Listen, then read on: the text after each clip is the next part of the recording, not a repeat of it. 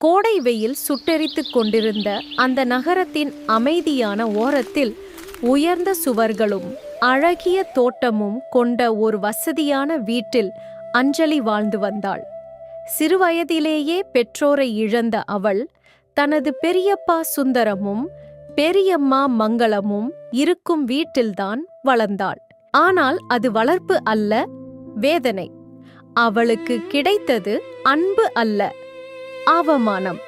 அவளுடைய பெற்றோர் விட்டு சென்ற நினைவுகள், சில புகைப்படங்களும் ஒரு வங்கி பாஸ்புக்கும் தாயின் சில நகைகளும் தான். அதையும் கைப்பற்றுவதற்காகவே மங்களம் அவளை வீட்டில் வைத்திருந்தாள்.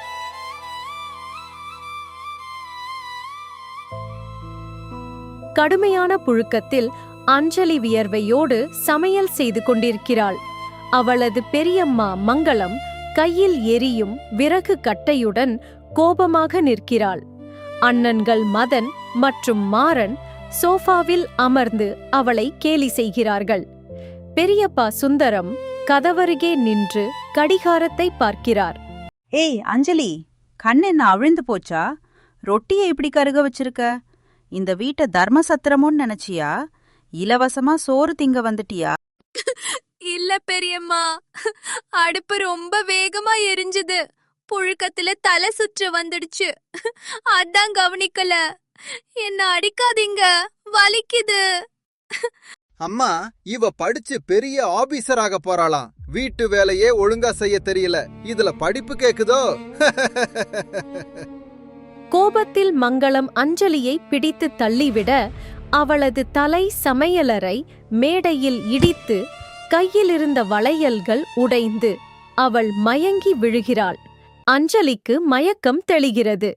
அவளது நெற்றியில் இரத்தம் கசிந்திருக்கிறது.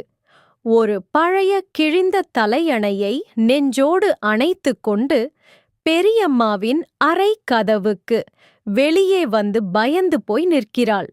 பெரியம்மா, வெளிய பயங்கரமா புழுங்குது, கொசு கடிக்குது. நான் உள்ள உங்க அறையில தரையிலாவது படுத்துக்கட்டுமா? என்னது, உள்ள வந்த ஏசி காத்துல தூங்கணுமா உனக்கு? ஓடி போய் அங்க இருக்கிற சின்ன ஸ்டோர் ரூம்குள்ள கிட. வெளியே இருக்கிற லைட்டை அணைச்சிட்டு போ. கரண்ட் பில் உன் அப்பா வீட்ல இருந்தா வரும். பெரியம்மா, அந்த அறையில ஒரு ஜன்னல் கூட இல்ல. மூச்சு முட்டும் பெரியம்மா. கொசுக்கள் ரொம்ப அதிகமா இருக்கு. அம்மா, இவ கத்துற சத்தத்துல எங்க தூக்கம் கெடுது. பேசாம இவள பிடிச்சு தெருவுல தள்ளி கதவை பூட்டுங்க.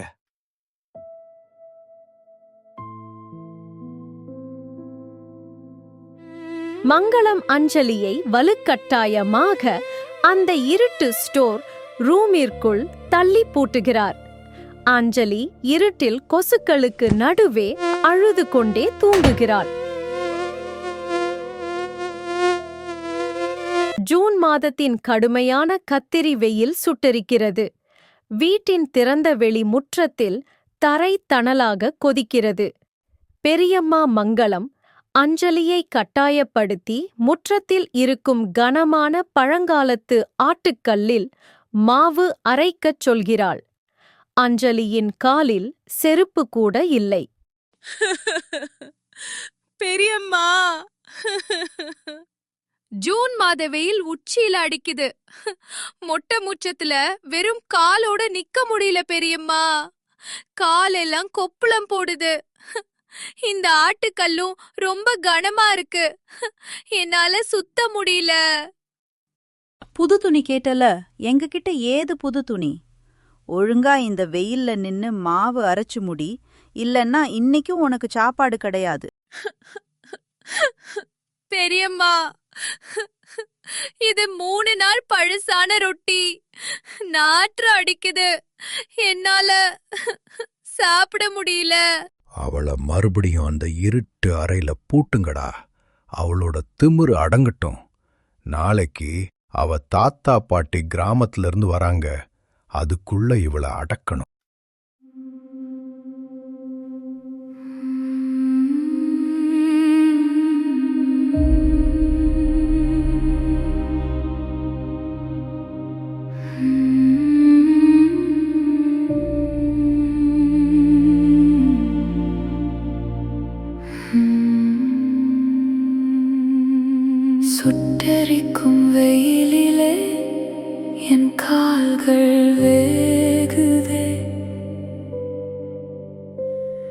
சொட்டு நீர் கூட இன்றி என் தொண்டை வாடுதே.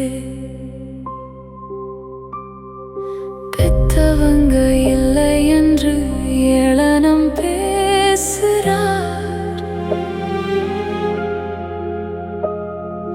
பெரியம்மா வார்த்தையெல்லாம் நெஞ்சினில் குத்துதே. இருட்டு அறைக்குள்ளே என் மூச்சு முத்துதே. கொசுக்களின் மத்தியிலே என் தூக்கம் கெடுதே. அம்மா அப்பா எங்கே போனீங்க? இந்த இருட்டு சிறையிலே என்னை ஏன் இங்கு விட்டீங்க? கண்ணீரே உணவாகி போனதே என் வாழ்வில். வெளிச்சமே வராதா என் ஏழை நெஞ்சில்?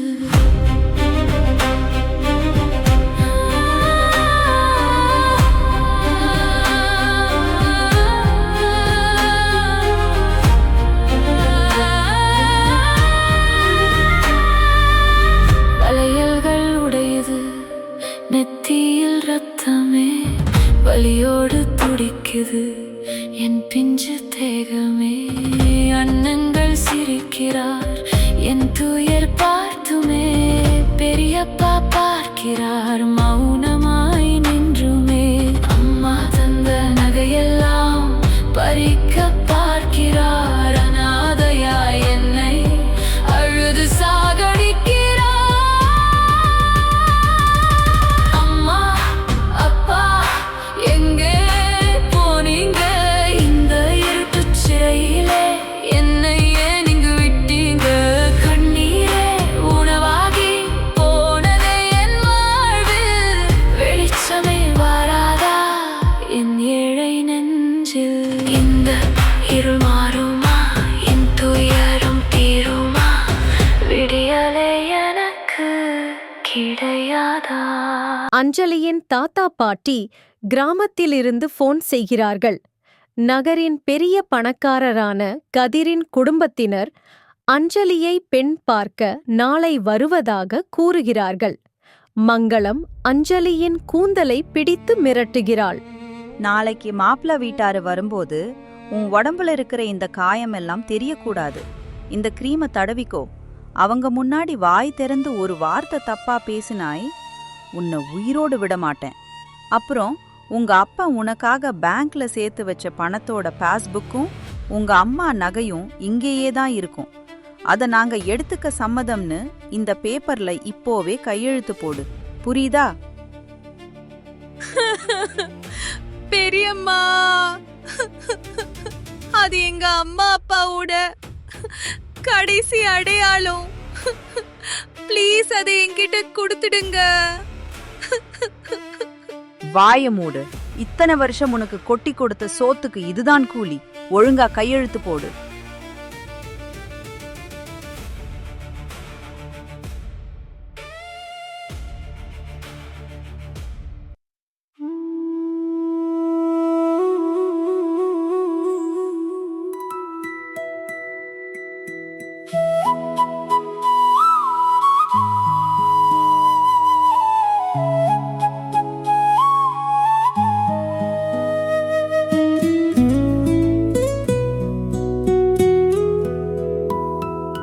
பூமியே வியக்கும் பேரழகே, என் நெஞ்சுக்குள் நுழையும் தேவதையே, அமைதி முகத்தில் அமைந்திருக்கும் அந்த அழகிய புன்னகை என்ன உருக்கும்?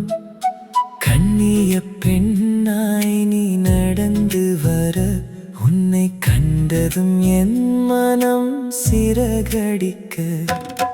யாரடி நீ என் விழி மயக்கும் தேவதையா,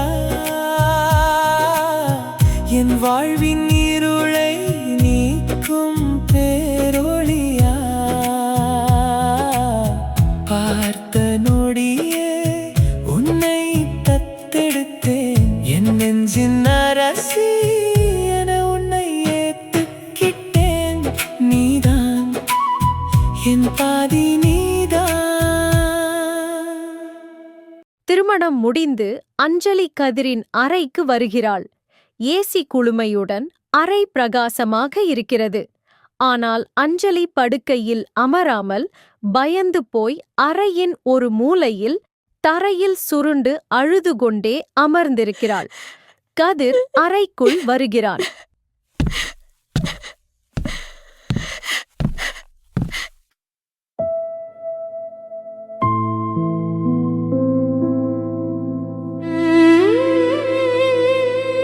அஞ்சலி, என்ன இது?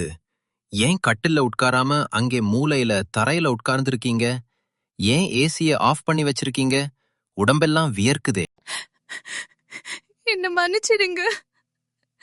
உங்களுடைய விலை உயர்ந்த மெத்தைய நான் அசுத்தம் செய்ய விரும்பல. நான் இந்த மூலையிலேயே படுத்துக்கிறேன். சத்தம் போட மாட்டேன். தயவு செஞ்சு என்ன அடிக்காதீங்க. கதிர் அவளை தாங்கிப் பிடித்து மெத்தையில் அமர வைக்கிறான். அஞ்சலி, என்ன பேசுறீங்க நீங்க? நீங்க என் மனைவி, இந்த வீட்டோட லட்சுமி.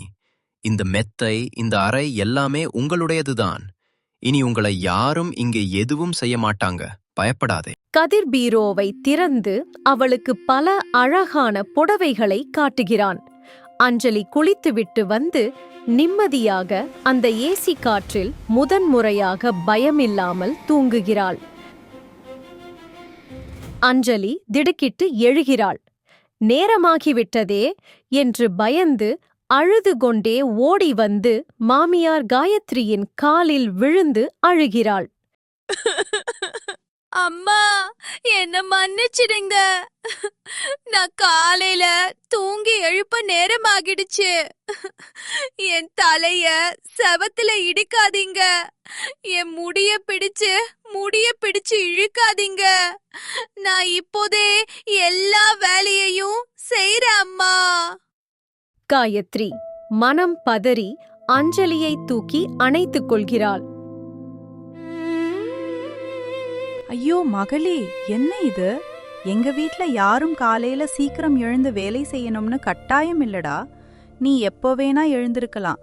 உன்னை யாரும் இங்கே ஒரு வார்த்தை கூட மாட்டாங்க. அழாதே.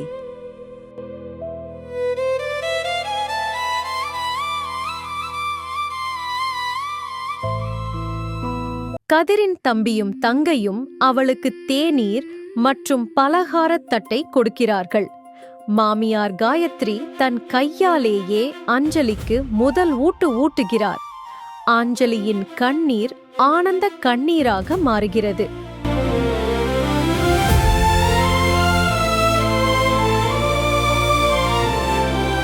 பிறந்த வீட்டின் இருள் விலகியது, உன் புகுந்த வீட்டில் புது ஒளி பிறந்தது. பயந்து நடுங்கிய கண்கள் யாவும் இனி ஆனந்த கண்ணீரில் நனையப் போகுது. மாமியார் இல்லை, இவள் உனக்கு அம்மா. உன்னை தாங்கி பிடிக்கும் அன்பின் சிகரம் அம்மா. வாமா வாமா, வீட்டுக்கு மகாலட்சுமியே வாமா. அடிமை பெண்ணாய் இருந்தவளே இனி இந்த வீட்டுக்கு நீதான் ராணி அம்மா. கதிரின் கைகள் உன்னை தாங்கும், உன் கவலைகள் யாவும் இனி தூங்கும்.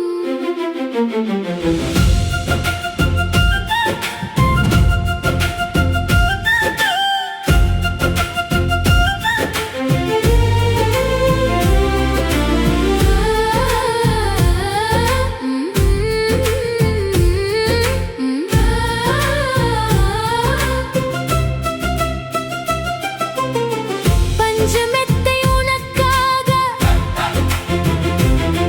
இந்த பாச குடும்பம் உனக்காக. ஒரு வார்த்தை உன்னை யாரும் பேச மாட்டார். உள்ளங்கையில் வைத்து தாங்கிடுவார். விடியல் பிறந்தது உன் வாழ்வில் இனி இனிக்கும் ஆனந்தம் நிலைக்கும்.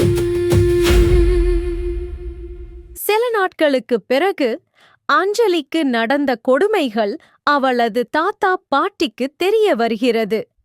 தாத்தா கோபமடைந்து கிராமத்தில் இருந்து நகரத்திற்கு பெரியப்பா வீட்டிற்கு வருகிறார். பக்கத்து வீட்டுக்காரர்களும் சாட்சி சொல்கிறார்கள்.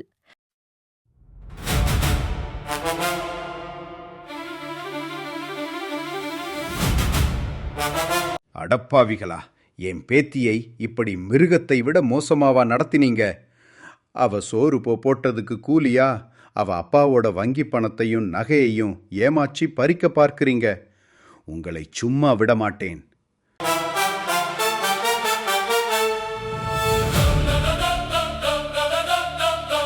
கதிரின் தந்தையும் கணவர் கதிரும் சேர்ந்து அஞ்சலியை சித்திரவதை செய்து அவளது வங்கி பணத்தையும் தாயின் நகைகளையும் ஏமாற்றி பறிக்க முயன்ற பெரியப்பா சுந்தரம், பெரியம்மா மங்களம் மற்றும் அவளது மகன்களை காவல்துறை மூலம் சட்டப்படி கைது செய்ய வைக்கிறார்கள். அஞ்சலியின் நகைகளும் பணமும் அவளிடமே பத்திரமாக ஒப்படைக்கப்படுகிறது. கதிரின் கண்கள் தர்மத்தை காத்தது. அஞ்சலியின் கண்ணீர் துடைக்க சட்டம் பாய்ந்தது. தர்மம் வென்றதடா, சதி வீழ்ந்ததடா. அஞ்சலி வாழ்ந்திடவே விடியல் வந்ததடா. பறித்த நகைகளும் பணமும் மீண்டதே. அவளின் பரிதாப காலம் இன்றோடு முடிந்ததே.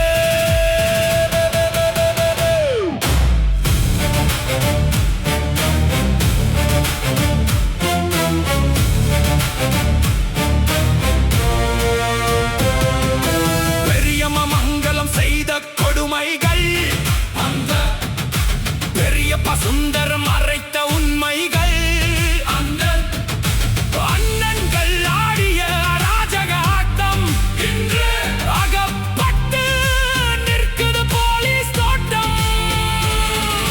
சட்டத்தின் கைகளில் சிக்கிய துரோகம் இனி சிறைச்சாலை தானே இவர்களின் லோகம். நீதி வென்றது, அஞ்சலி சிரிப்பது.